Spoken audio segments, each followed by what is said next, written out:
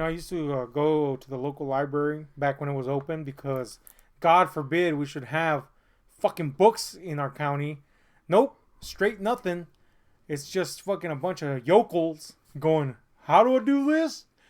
How do you like me now? Now that I'm on my way, I'm a stupid asshole because I didn't read a book today. There you go. Yours Yeah. is better.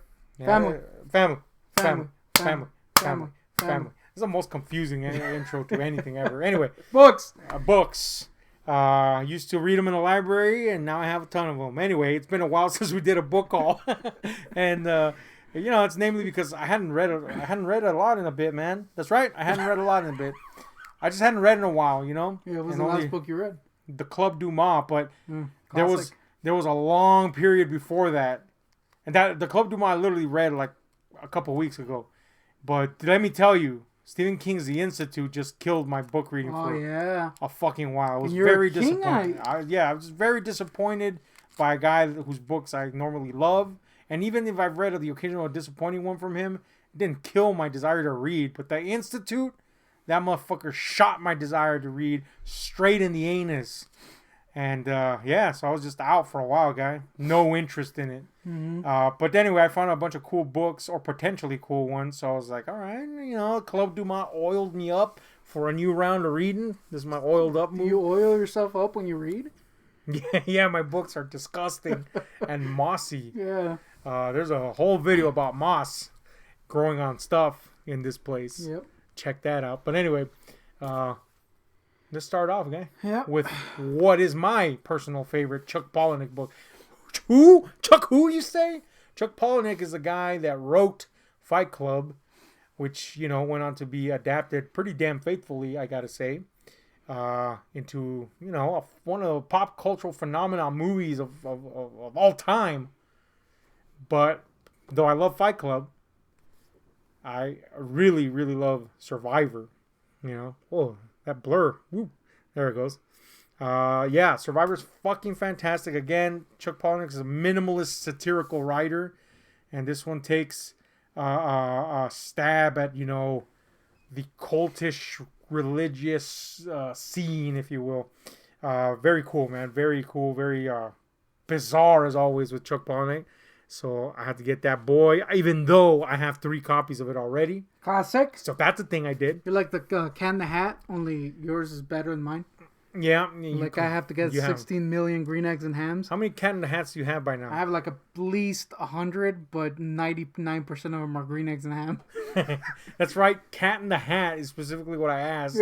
Oh, Cat in the Hats? Yeah. I probably have like 10, maybe? 10, 12? Well, that's a pretty good amount of Cat in the Hat.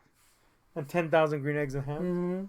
Mm-hmm. This is a guy who I've only read one of his books, even though he wrote books that were insanely fucking popular, and they got made into movies that were insanely popular, but people generally were like, that was the thing I saw. And we're talking about Dan Brown, the guy that wrote the Da Vinci Code.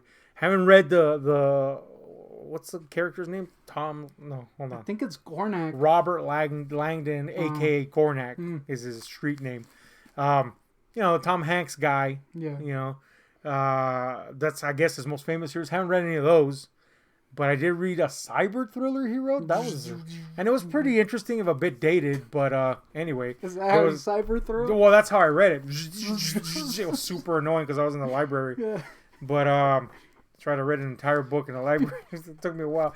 Anyway, I got this because this is a Robert Langdon book.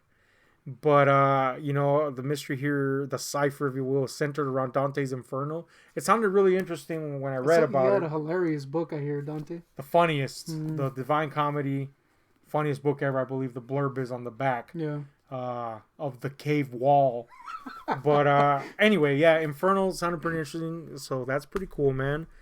The Club Dumas got me into that whole mystery with the vague elements of, references to the supernatural or whatever.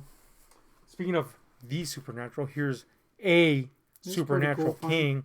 I have this book, but this is an earlier print of it, of the Del Rey.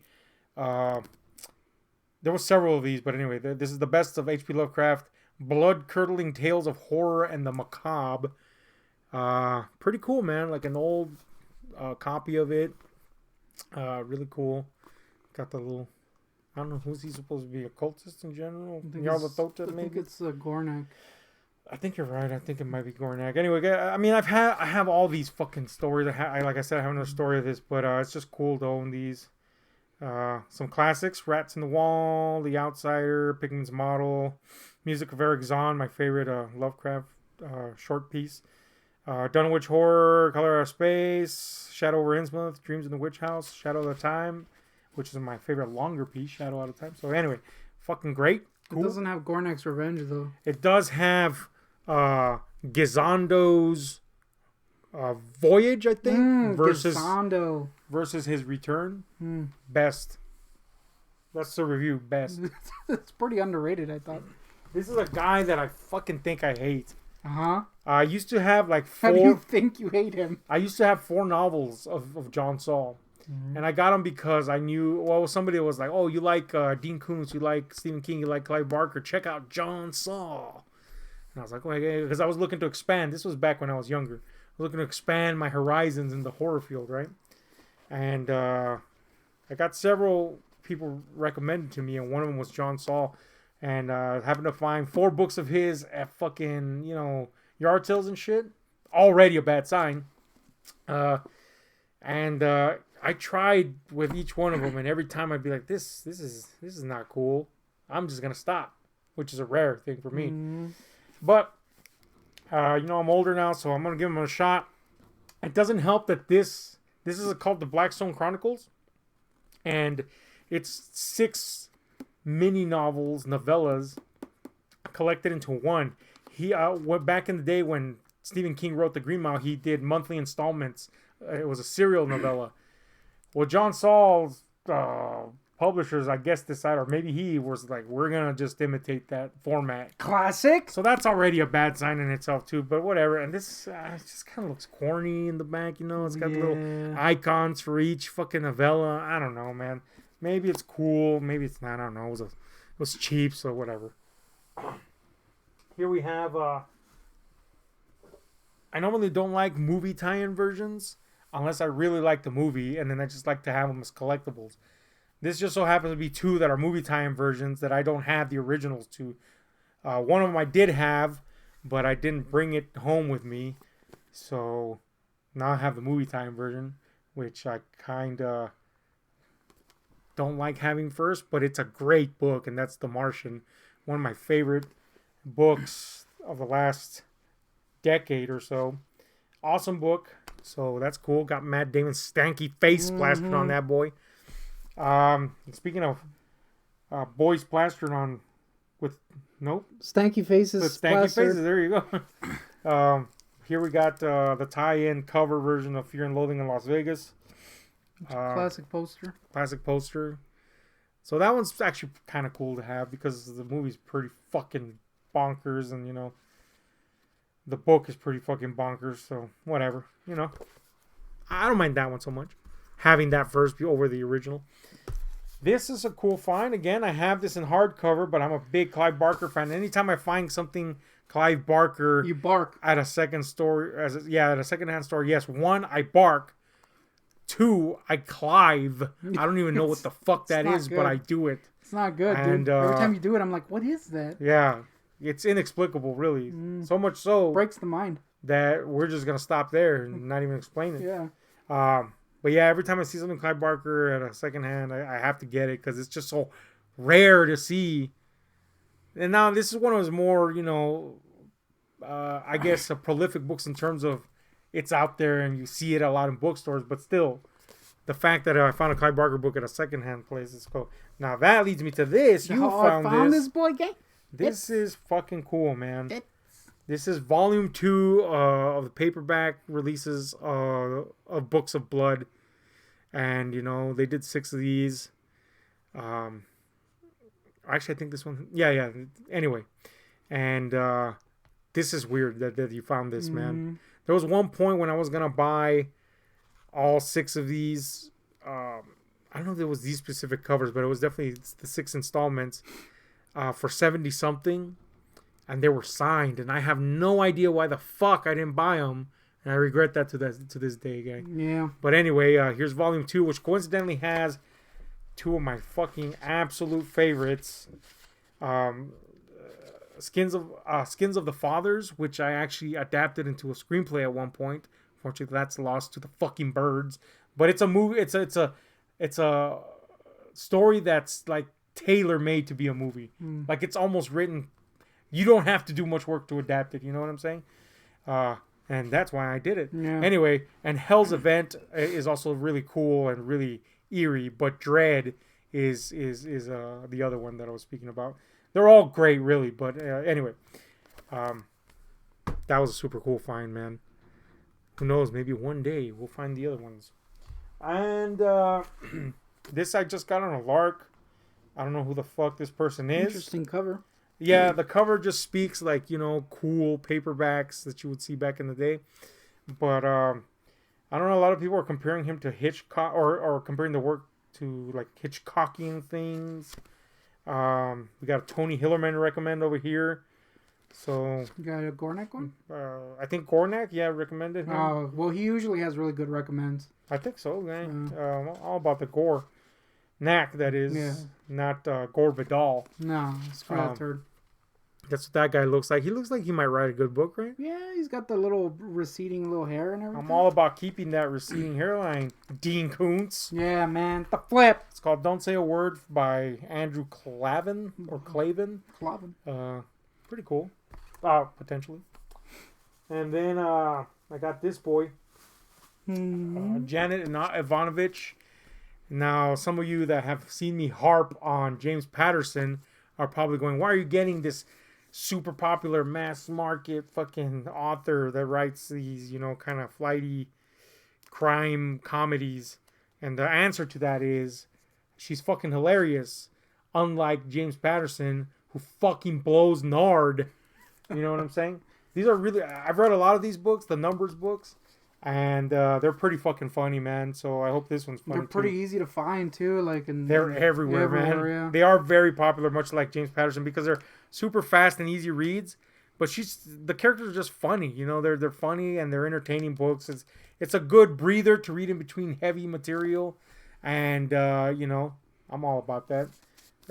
They also made a movie based on this series, based on the first book in this series, starring Katherine Heigl. It's called One for the Money. Avoid that shit like the plague. Like the it Noid? Fucking blows, guy. It's the unfunniest thing ever. Does that? Who does that? Anyway, got that. I think I have this, but I got it anyway just in case. I think you do. I think I got it for you, actually. Yeah. Forever Odd. I don't mind having more than one Koontz. Unless you want it, but...